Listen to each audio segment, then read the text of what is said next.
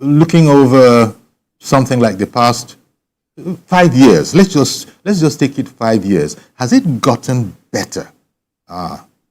Is there reason to be hopeful that this would be dealt with in a timely fashion? Because if 5 years before now, we've been discussing this matter very, very seriously, everybody, the National Security Advisor, formal security outfits, private security outfits, everybody has been addressing the subject.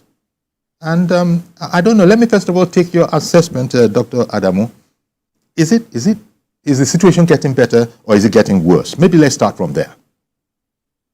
Okay, there are different ways to approach, that question. But I think the most credible and scientific way is to look at data and see where we are in terms of our progress or lack of it in various metrics. So I run a company, Beacon Security and Intelligence Limited, and we keep data of security occurrences. And we know that over the years, you mentioned 5 years, we have fluctuated between an annual fatality rate of 6,000 to 10,000, thereabout. The highest that we've recorded, at least since we started keeping the data, was in 2013, when the then president, and unfortunately Nigeria entered the annals of history by hosting the world's deadliest terror group, which is the Jamaat al-Ahl al-Sunnah lil Dawat wal Jihad. That year, 13,000 Nigerians were killed. That year and the subsequent years that followed saw the emergence of another deadly terror group, which is the bandits that are domiciled in northwest Nigeria. Now, the then administration succeeded in bringing down that fatality figure to around 6,000, 7,000 on a yearly basis. But by 2023, when that administration left office and handed over to the incumbent, the figure had climbed again to 10,000. Now, what we're seeing this year, from January to June, is a fatality rate of above 5,000, which tells us if we maintain what is currently happening, by the end of the year, we're also going to see around that 10,000. So it's really left to the audience to use that metric to say, but in my view, we're not making progress. We are moving from, it's a plateau where it's been up and down. Well, thank you very much, Dr. Adamu. It's an increase, but I was going to make a point. Okay. I think very please. Important to the conversation. Now, the immediate past administration attempted to introduce Executive Order 13, and then which this new administration, President Bola Ahmed Tinubu, institutionalized. And Executive Order 13 is about performance measurement in governance.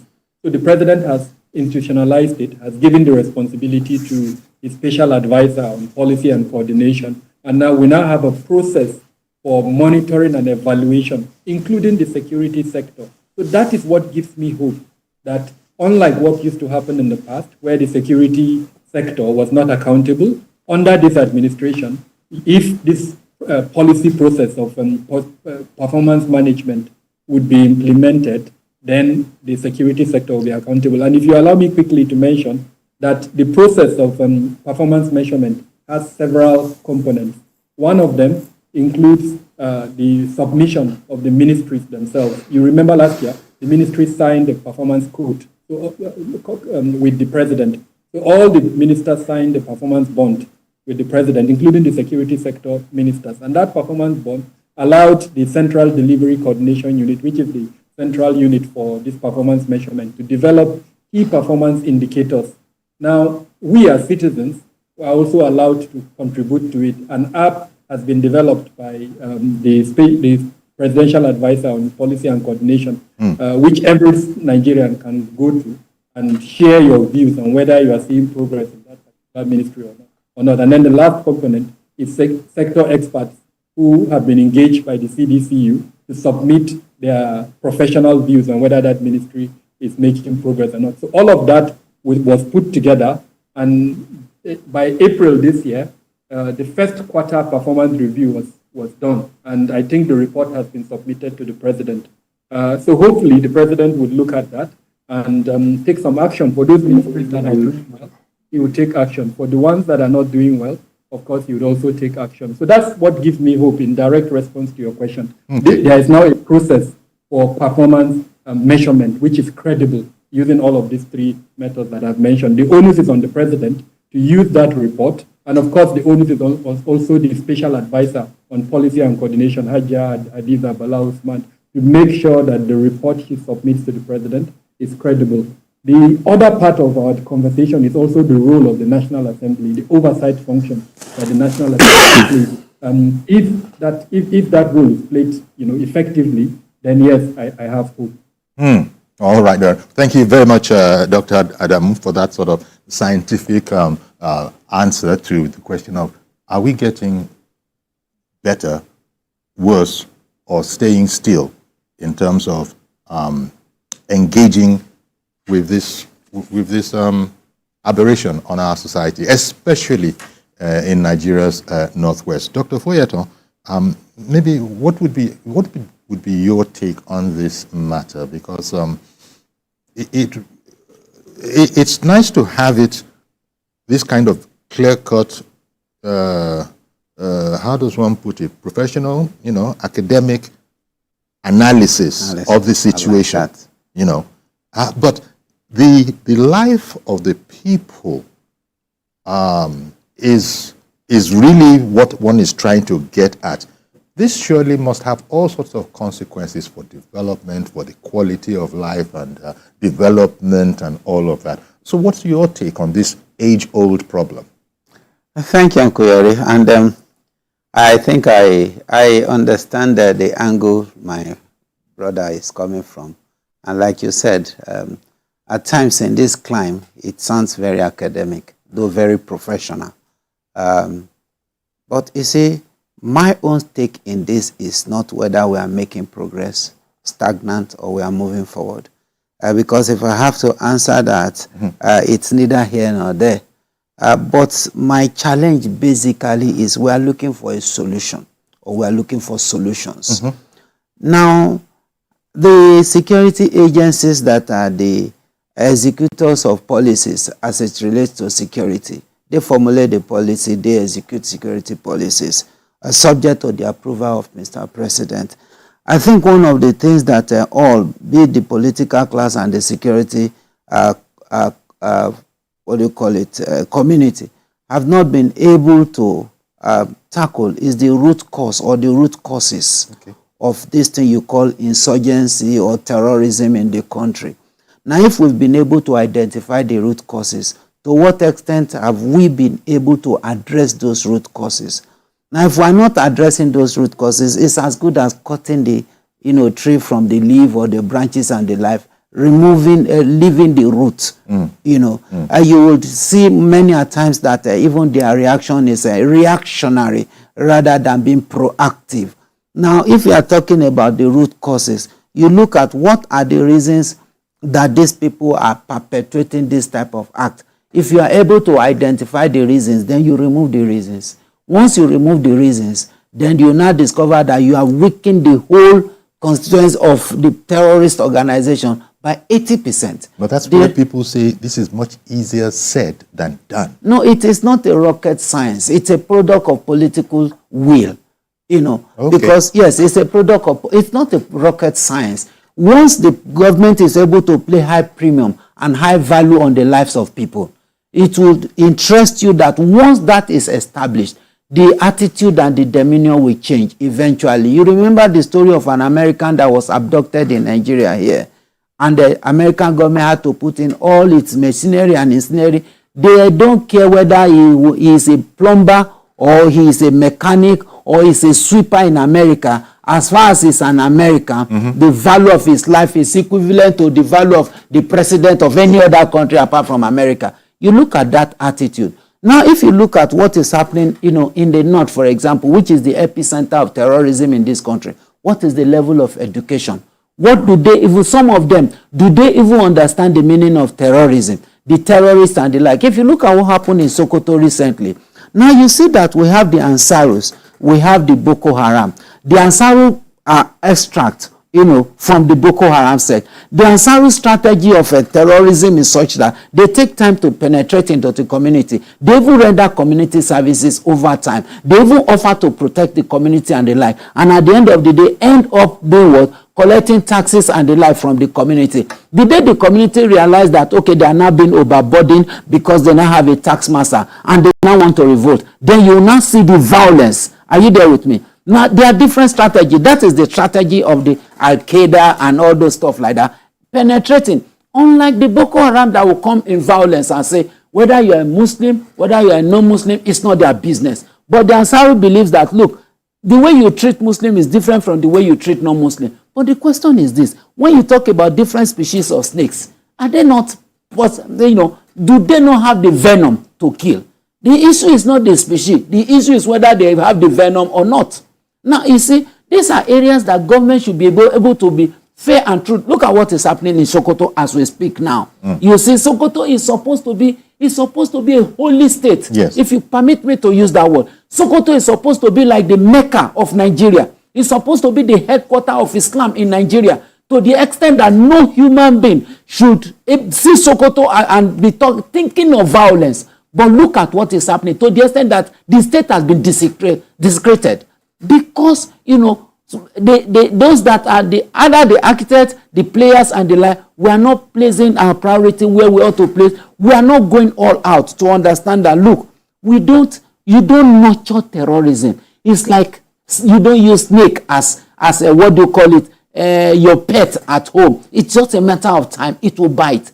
Now, if you also look at what is happening now, look at some of the causation. You are talking of unemployment. You are talking of some other issues. The infiltration of foreigners in the northwest. Now, what do? They come there to annex your mineral resources. Some of these mineral resources. In short, recently, somebody approached me on rubies and the like, and I was shocked to discover that ruby is more expensive than gold.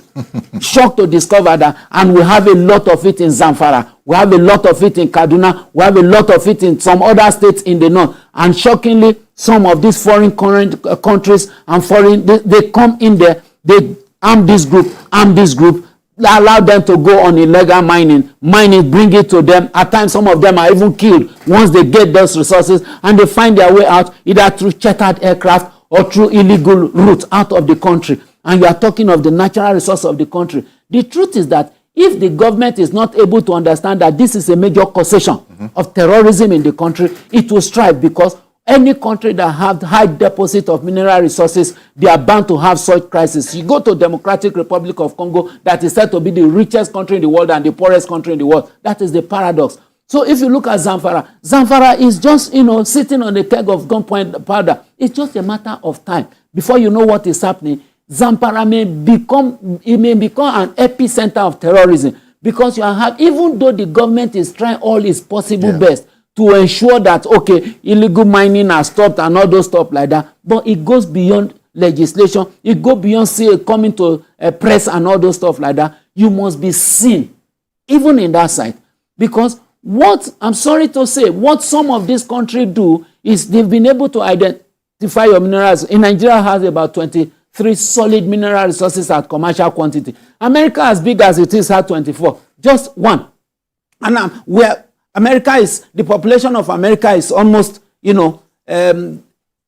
of course bigger than that of Nigeria. So if Nigeria, for example, is able to harness its mineral resources in the proper way, we don't have business with poverty. Our arable land has been cultivated. Just 3% of our arable land, or 4%, is said to have been cultivated. Uncle Yori, you will see that when you travel anywhere in the country by road. Look at the uncultivated land you will see. They are more than the little land we know within our neighborhood in the cities. So the government should be intentional about removing the causation of terrorism. You talk of employment. You don't need a technology to create employment.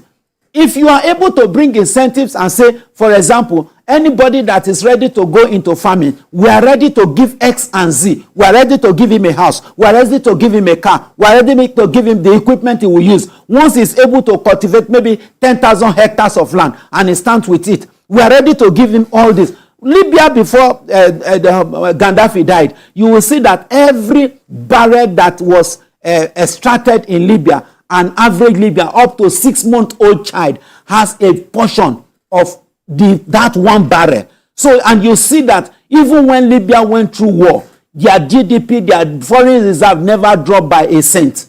So this, and Nigeria, we have that resources. Yeah. But the question is whether we have that political will. And if we do have the political will, who are the people that are advising Mr. President as it is now? I think Mr. President should really look outside, should forget about his advisors and look outside and think about private consultants, because his advisors are going to be telling him what he wants to hear, what they think he wants to hear. They are only going to be pacifying him because they want to keep their pot of soup, which is their appointment. Because as it is now, they are not doing Mr. President a very good service. Many of them are not working according to, the pace with which I see that Mr. President wanting to work. Mm-hmm. At the end of the day, the whole thing will backfire on him. So if he is able to say, okay, whatever advice they give me the advice. Let me have the people's opinion about this thing. Listen to radio, listen to television, listen to what the people are saying. Forget about what your press people will say. Forget about whatever information they want to manage. Mr. President has been a street man. I'm sorry, in quotes. So it's not as if there's anything new on the street that he would not be able to have access to. If these are able to be done, he will be able to identify all the causes of this terrorism, remove it. For foreign infiltration, it's not going to be a difficult thing, because it takes, the participant scrutiny of an insider to be able to nexus that of a foreigner, to be able to succeed. A Chinese, an American, a German, a Briton will not go to Zamfara on his or her own to go and exploit your gold. He's going to use your people to exploit the gold, give them peanuts, collect the money. Some of them don't even know the value of what they are. Yeah. They don't even know. Some of them don't even know what they use them for. And at the end of the day, what happened? If there's going to be violence, they will harm your people against your people. It happened in Niger Delta, in the oil region. They will give the boys $300,000 and give them arms and ammunition, or what, maybe $1 million. And these boys will escort vessel, 1 million barrel of vessel, 2 million barrel of vessel outside the country, because they have gotten peanuts and they have gotten LPG that they think they cannot afford. So at the end of the day, they will escort, your oil and all those stuff. In those days, Thank you very much, Dr. Ofoyeton. Exactly. Dr. Adamu, having listened to Tony, it strikes me that I don't know what our capacity is to address the problem that we are talking about, the rampant banditry in Nigeria's northwest, by which I mean it would appear that the criminals know that they simply have superior power. Because, look, the role of government is that this is the law, and government is going to uphold the law. But it would appear that these criminal elements know that government can't uphold nothing. If we insist on doing what we want to do, nothing will happen. Look, were the security forces not virtually overwhelmed during the last protest, especially in the north?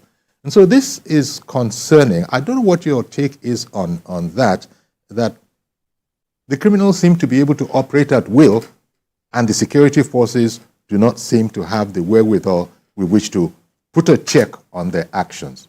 First of all, I don't know the extent to which you believe that statement.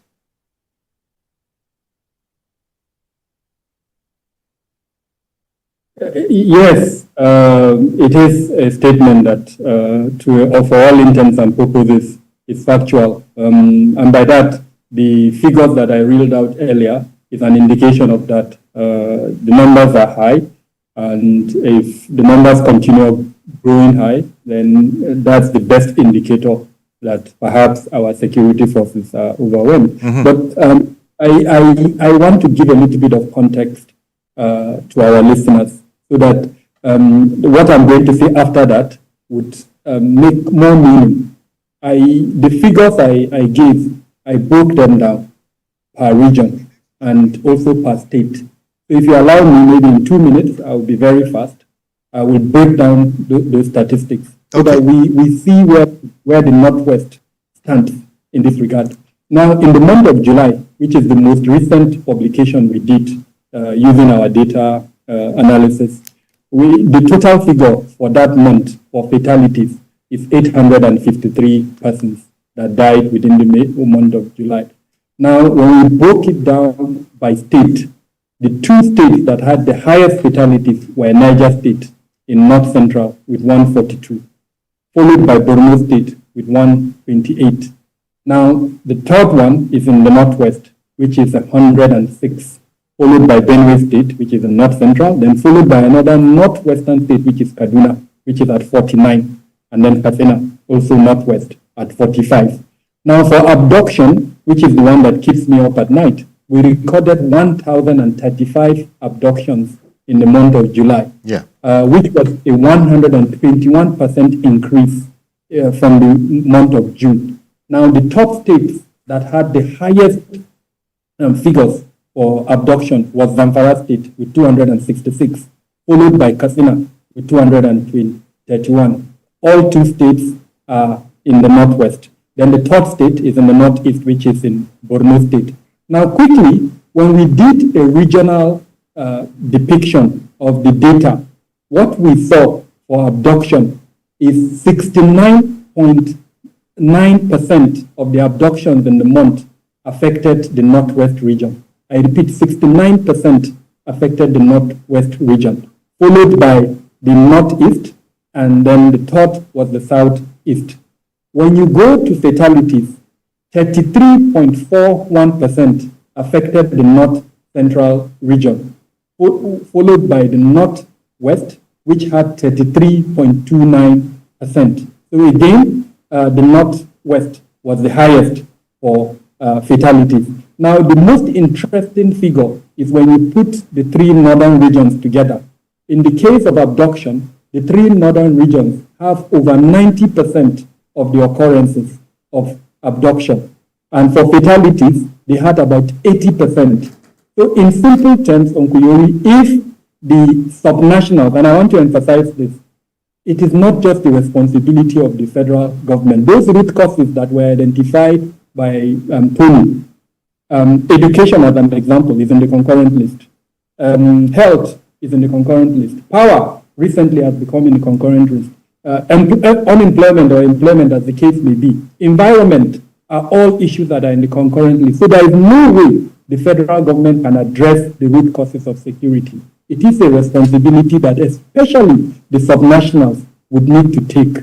Geopolitical issues, development in Niger, developments in Sudan, developments in Libya are issues that require collaboration and cooperation between the federal and state government. So I was very excited when a few weeks ago, the expanded state council meeting had governors in attendance. I don't know what was discussed at that meeting, but I'm hoping that it is issues like this that were discussed so that the governors also appreciate their role in addressing the root causes. I want to say with all sense of responsibility that if we spend the next 10 years deploying the military and the police and name them to these locations without addressing those root causes, it will be tantamount to fetching water with the basket. Yeah. We would not solve the problem. We have to address those root causes. Well, I think at this stage, let me just please stay with us. We'll take a quick break. We'll be right back and we'll include your calls.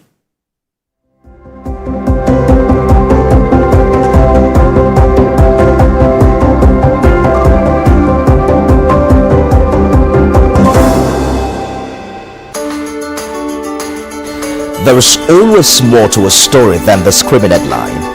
The part of a story that is not told casts a shadow. It's like the part of an object that is not reached by light. On TVC News, I'm able to explore the many angles there are to a story, talking to stakeholders, asking the difficult questions, and digging for facts.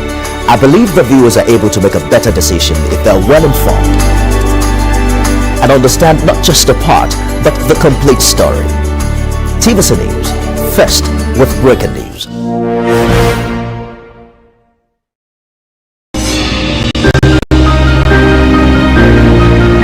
Sometimes it's the story that calls. At other times, the people just want to be heard. School, I need students, but I need teacher. Can't continue like this. Their voices re-echoing through time itself. We haven't done anything. If the tide is high, everybody run for safety. Their tears leave a sweet sour taste for all. Their demands, a familiar call beckoning for change. In our world, no one expects a disaster to happen. But when it does, we'll be there to x-ray all sides, from the east to the west, north and south. Community Forum will examine the oddities and challenges to economic development, as well as issues yearning for government intervention. Watch fresh episodes of Community Forum on Sundays by 9:30 p.m.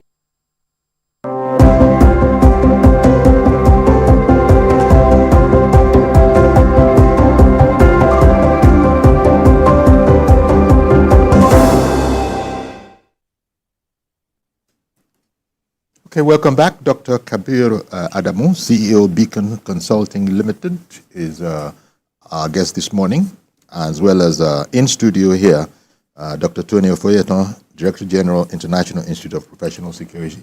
Thank you, gentlemen, for being with us and helping us to look at this old subject, but giving us sort of the latest, especially Dr. Adamu, weighing in with the statistics with which to contextualize what we're talking about. And in studio, Tony is saying that without prejudice to those excellent statistics that are provided, he's really afraid that will the knowledge of it do very much to address this situation, if I understood you properly, if we don't get bloody minded, in quotes, about the matter.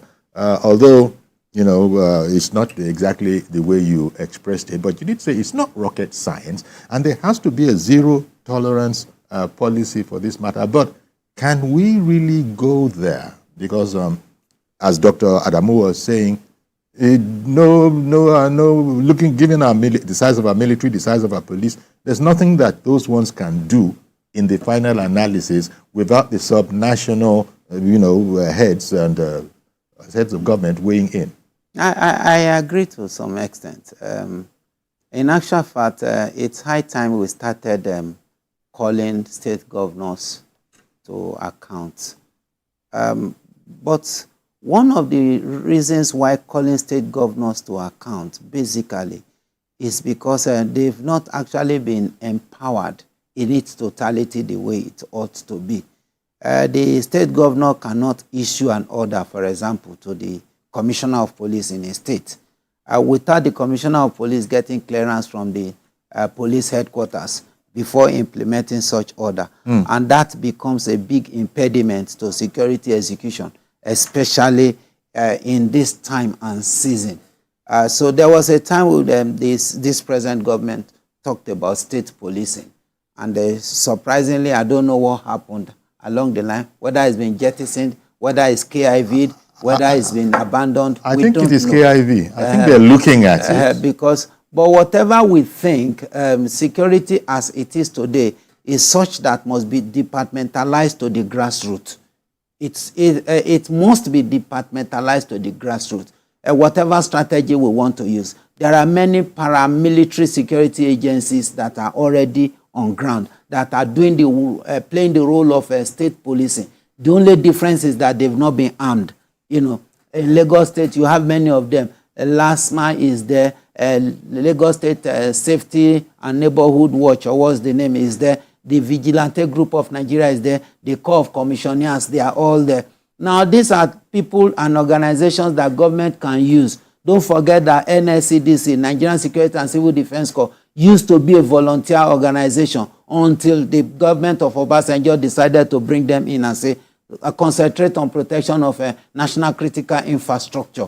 And of course, then subsequently extended it to them regulating the activity of private security organizations in Nigeria. So, you see, it's not a matter of whether they have the right numerical strength or not. We have organizations and paramilitary organizations that can play, some complementary roles, either in intelligence gathering, either in information and all those stuff like that. They can even play the role of pace setters, the role of pointers. They know the forest, they know the mountains, they know the streams, they know their villages, all the traditional rulers and the like.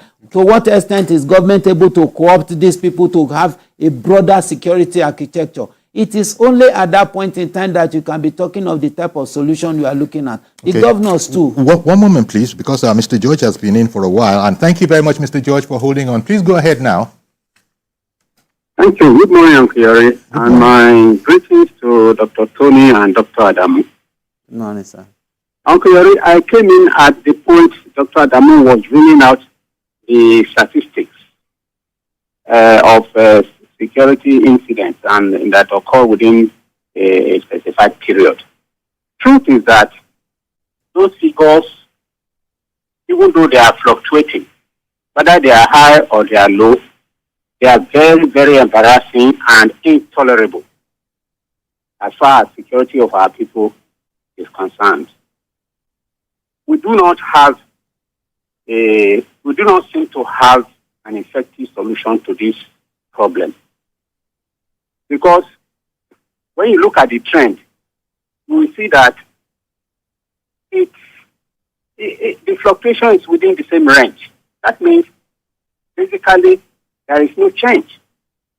In spite of the fact that the president has made changes in the personnel of the security agencies, the previous president did the same thing, but the result appears to be the same. Why is it so? To the best of, I'm not a security expert, the security experts are with you.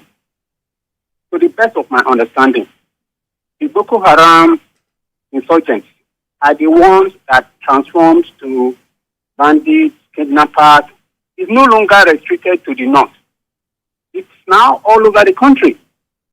You go to the social media now, Uncle Yori, you see small boys who are bandits flaunting millions of naira they collected from their victims on the social media. They have gained confidence to that extent. It is because there hasn't been an effective way of tackling them. They have become so emboldened that they believe that they can do it and get away with it and nothing will happen to them. For how long is this going to be? For me, I think the security agencies and the security chiefs have taken insecurity in our country to be a business, without which they themselves cannot thrive.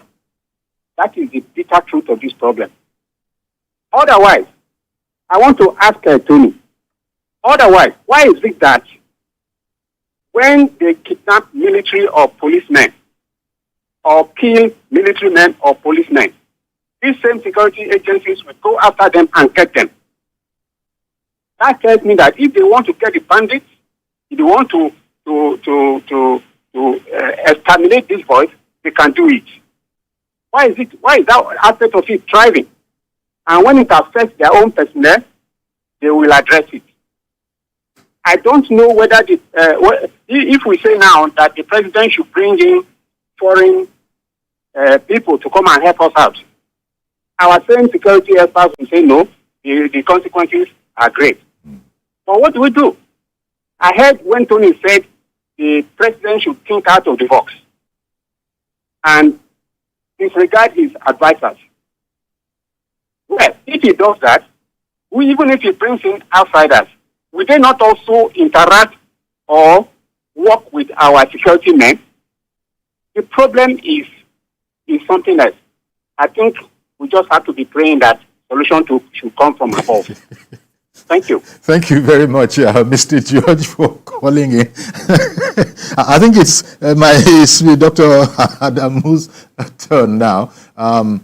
You see, when the Nigerian feels about a problem and agonizes about it, he often ends up with, you know what, I think we just have to pray. And no matter how professional he is, he's going to finish it with, you know, we just have to pray. Because what box can we think out of now is the big question. Because as the statistics copiously explained, we can't even determine that it is getting better or it is getting worse or it is staying in the same place. We just know that there is no safety in the land, especially in the Northwest, for some of the reasons that we've already spoken about. So what's the way forward? Because the society is not safe. And if it's not safe, then where is this investment that Mr. President's administration is looking for at this stage? Well, what are the options? What can we do is the question that I imagine the administration should be seriously asking itself. Yes, two things, Uncle Yori. We should be mindful, and I'm speaking directly to the political class, the consequence of allowing the current insecurity situation in Nigeria to stay is the fragility of the Nigerian state. If you look at the state fragility index, out of almost 200 countries in the world, we're at number 15, which means our fragile index is high. The higher the figure, the higher you are, the lesser your fragility. The lower you are, the higher your fragility. So we're at number 15. Every index that you can think of exists in Nigeria. And the responsibility lies squarely with our political class. And I'm very excited about the renewed hope agenda by President Bola Ahmed Tinubu. As a security professional, I've looked at the imperatives listed out there. They're very good. The challenge, however, is in the implementation. And I've talked about Executive Order 13 and the fact that the president has institutionalized it. So that is the way to go. I'm hoping that the president will look into the processes. The report has been submitted to him. Those ministers that performed well, they deserve commendation. Those that didn't perform well, it is at his discretion to know what to do with them. But if I'm going to recommend, is to tell them thank you. We've given you the opportunity within a year. You've not been able to do well, and bring in new fresh bloods so that they can perform. And I can tell you, the security sector ministers didn't perform very well. Perhaps only one of them performed very well. All the others, I think about 4 of them, did not perform very well in the performance process. So again, the onus is to ensure that that is done. The second component is the National Assembly. The National Assembly has 3 major roles. Number 1 is budgeting. And we know that the National Assembly has done very well. There is no sector in the 2024 budget that has the highest provision beyond security. Even education and health did not get the provision that security got in that budget. Now, that's even at the federal level. By the time you add provisions at the subnational level, you find out that security is getting a lot of money. But as Nigerians, we're not seeing the result of that money. So the National Assembly needs to now do the 2 other things that it is mandated to do, which is oversight. And the National Assembly can only do oversight in the security sector if it understands the security sector. That means, for instance, it needs to engage experts to support those committees on security so that they can also develop key performance indicators.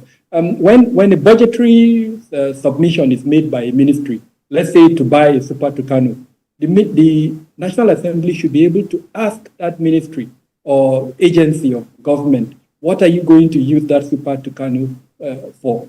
Give us a timeline for the achievement of that purpose. So if it's to address banditry, how long do you think that Super Tucano will assist you in addressing banditry? So that during subsequent engagement, both in terms of oversight and then the visits that they invite the leadership of that organization, they can ask them clear questions, measurable questions. So again, the National Assembly needs to embrace M&E and key performance indicators in the same manner that the president has done in adopting Executive Order 13. The last one is in form of legislation, oversight, and then representation by the ministry. That means the aspect of coordination, cooperation, and collaboration that we've been talking about for ages. There are 29 ministries and departments and agencies of security at the moment. We need to see them working together, and I think the National Assembly can play a key role in ensuring that is done. Okay. using both the budgetary and then the oversight function that it does. Okay, thank you, Dr. Adamu. Dr. Foyetan, I wanted to be encouraged, but I was a bit concerned when Dr. Adamu said the National Assembly is doing well. Some of us will say, how well? Because it's a measure of what is what they are doing, what is it impacting this problem that we have. We are not seeing it as an emergency.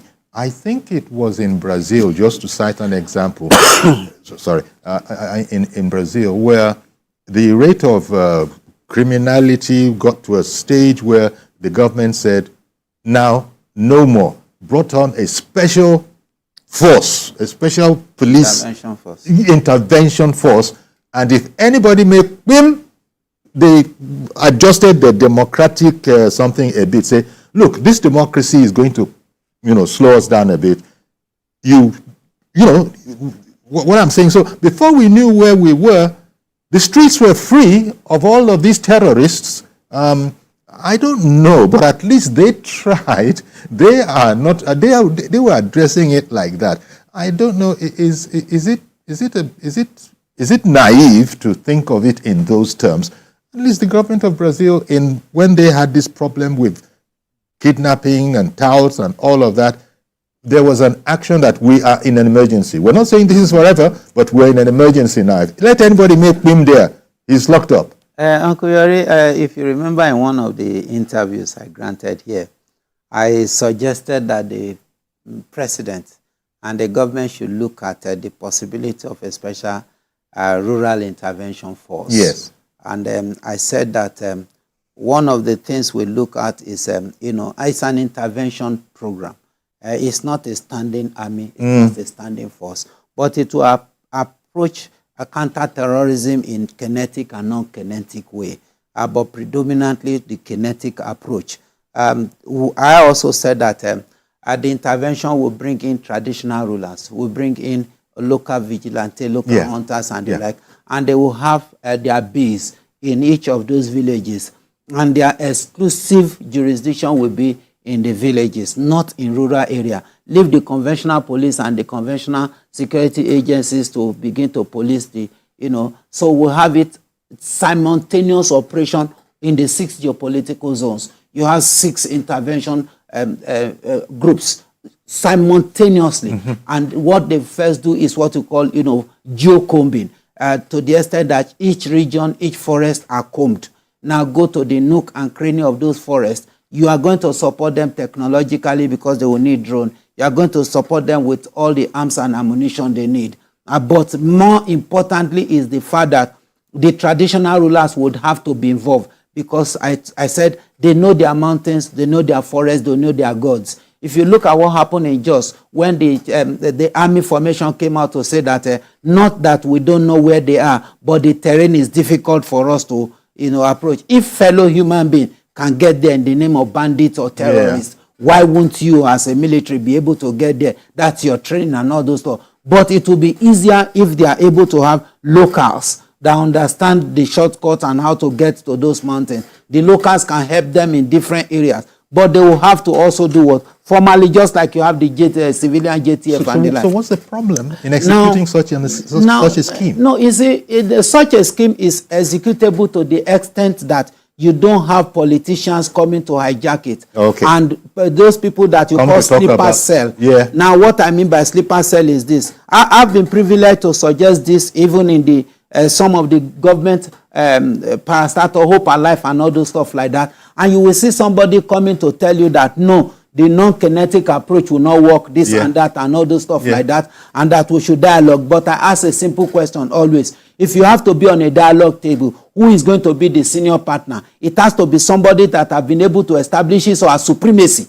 If not so, if both of you are equal and you are sitting on the dialogue table, who is going to, lead the negotiation? So at the end of the day, we keep going front and back. Why? Because unfortunately and painfully, we have a lot of sleeper cells that are sympathetic to the cause of terrorists, even in government. So anytime you want to take such decision, that they think will be very devastating to Yes. that group, Yes. they come all out with all their scenery, and they even come out with constructive argument that if you don't read in between the line, you won't know that these people are actually defending, surreptitiously defending the cause of the terrorists at the end of the day. Dr. Tony, thank you. Dr. Adamu, what do you think of this particular aspect, which a lot of people have been telling us, that beyond the statistics, beyond the broad daylight of a meeting room, sitting around a negotiating table, there are these aspects where there are enemies within who indeed are actually helping the enemy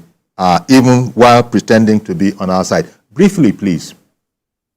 Okay, I don't believe in conspiracy theories. I know that recently, I think just over the weekend, the WTO, I think Director General, Ngozi Okonjo-Iweala, did issue a public statement where she advised politicians to stop politicizing insecurity.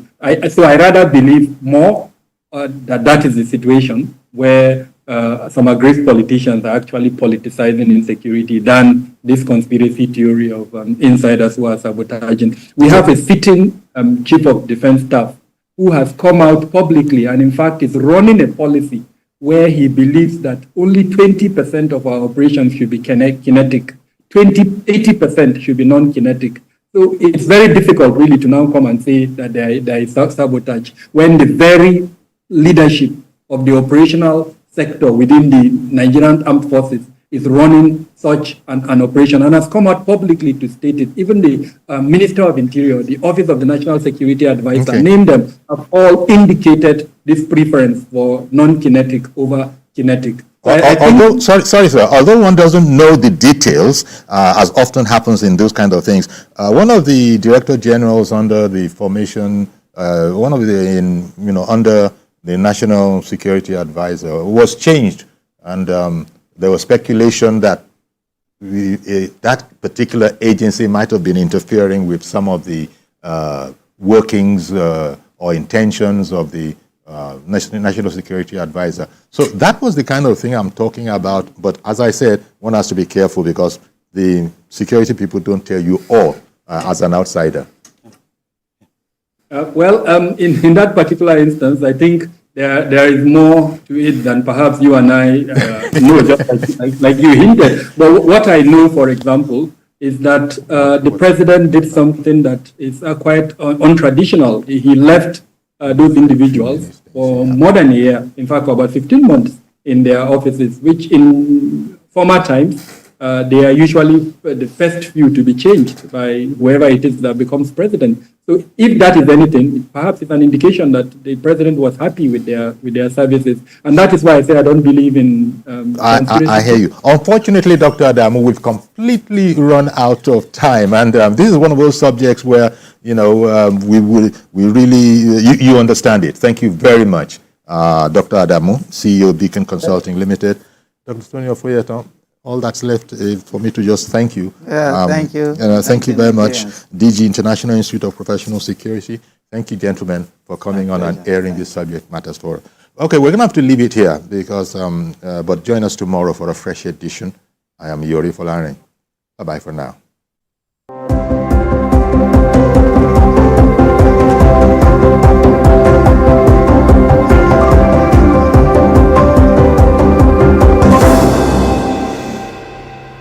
Good morning, Marina Station and all the passengers. Efficient, it's comfortable. This development will go a long way in reducing congestion and emission. The trains are long-term solution to Lagos traffic challenges. This is where we take the final, decisions on policies, programs of government. I will have to ensure that, the narration of Lagos as a PLC is taken very, very seriously. This is a major pedestrian bridge linking Oyingo here to Apapa Road over there. With this overpass, we are providing what we call a permanent solution.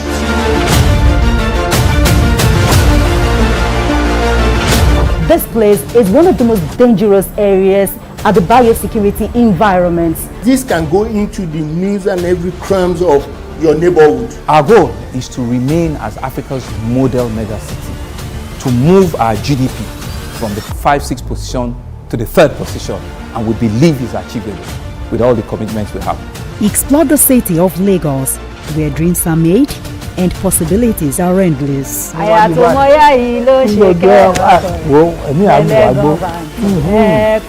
Amadedoja Salamadini, I live in Lagos. Leasing shareholders at just 36 naira and the public offer for new investors at only 36 naira 50 kobo. Invest in Zenith Bank PLC shares today by visiting www.zenithbank.com/2024 offer. The offer is open from August 1st to September 9th, 2024. Invest in value. Invest in Zenith. The following is a paid presentation by ShopX TV. You're watching ShopX TV, home to some of the most popular international brands in Africa, including Gotham Hammered Collection, Genie Bra, Bionic Floodlight, Spot X, Total Crunch Evolution, and more. And we are now proud to introduce our biggest offer of the year, the ShopX Mid-Year Sales. Yes, from now till the end of August 2024, we will be offering our customers 20,000 naira off this home fitness machine. SportX Digital Compact Treadmill. The compact foldable treadmill that makes being active and losing weight fast and easy. Just unfold it and walk, jog, or run while you watch your favorite programs on TV. And when you're done, just fold it and store it away. Now that's convenience. The secret is its advanced design that houses a 1-horsepower motor that is twice the size of most treadmills, packed into a nice compact unit, powering every step you take. You get the SportX Digital Compact Treadmill System complete with a rugged commercial-grade ultra-durable traction belt, large LCD multifunctional display that displays speed, time, distance, calories, and has 12 different exercise programs, as well as a magnetic safety key for added security. The SportX treadmill has really helped me get back in shape after childbirth. I love it because it's compact and can fit anywhere in the house. And when I'm done, I fold and put it away. Easy peasy. This is the best piece of equipment for people like me who want to stay active without leaving the home. Joining a gym can cost an absolute fortune, and you could be paying up to 490,000 naira in annual gym fees. Get the SportX Compact Digital Treadmill to save the cost and work out of the convenience of your home. You would normally pay up to 400,000 naira for the SportX Compact Digital Treadmill. But call the number on your screen now or scan the QR code and get the SportX Compact Digital Treadmill for just 380,000 naira, saving you 20,000 naira. Incredible! But that's not all. You can get the SportX Compact Digital Treadmill in 2 easy payments of 190,000 naira. That's right. Pay twice to get this amazing fitness solution. But wait, there's more. If you order now, you get the SportX Compact Digital Treadmill delivered to you for free wherever you are in Nigeria, and it comes with a ShopX 30-day money-back guarantee. But hurry, limited stock available, so call the number on your screen now or scan the QR code or visit our website to place your order while stock lasts. The proceeding was a paid presentation brought to you by ShopX TV.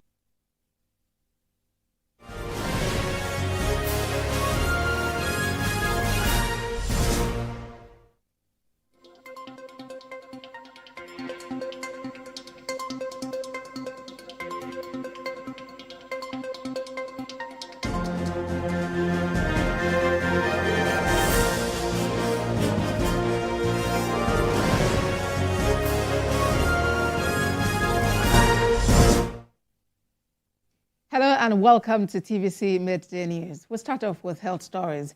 The federal government has received 10,000 doses of the Jynneos Mpox vaccine from the United States government. Executive Director of the National Primary Healthcare Development Agency, Muyaino, says the government will prioritize 5 states with the highest burden of the disease.